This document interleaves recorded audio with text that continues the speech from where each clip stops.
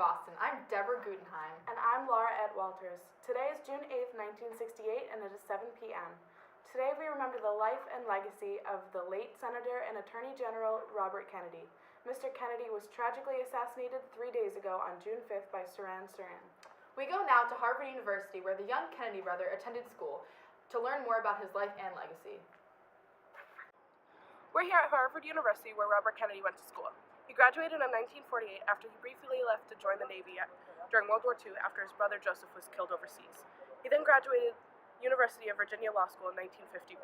While he was there, he met and married Ethel Skakel. After law school, Kennedy worked for the Senate Subcommittee of Investigation as the chief counsel for the Democratic minority. He was then the manager of his brother's presidential campaign. After John F. Kennedy was elected, he appointed Robert to the job of Attorney General.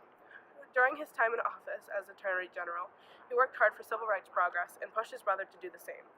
After JFK was assassinated in 1963, he left his job as Attorney General and ran a successful campaign for U.S. Senator of New York in 1964. There he continued his civil rights work.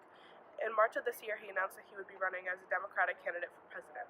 On June 5th, at the Ambassador Hotel in Los Angeles, the 42-year-old Robert Kennedy was fatally shot. After a victory in California's Democratic primary, we will never forget the life and work of Robert Kennedy and all that he did for our country. This is a tragic loss that our country will never forget. Back to you. At a Wellesley High School here in Massachusetts, 4 teachers have been asked to testify at a hearing. The hearing will take place on Tuesday at the Dedham District Court. The hearing is in regards to a play that was performed at the school last week by a Boston theater group and was sponsored by the school history department. The play was presented at a program about civil rights, racism, and poverty. The play upset many students, parents, and teachers due to the uncomfortable love scene, inappropriate language, and other upsetting scenes. Countless calls were made to the Wellesley Police Department. We will be following this story in the hearing to learn more. Now, here's a word from our sponsors. The ring is off, and so is the engagement. But all I said was... That you can't stand my breath. She needs some mouthwash for loving. Honey, my boyfriend once said my breath was bad enough to kill a moose. What did you do? Got Colgate 100, mouthwash for lovers.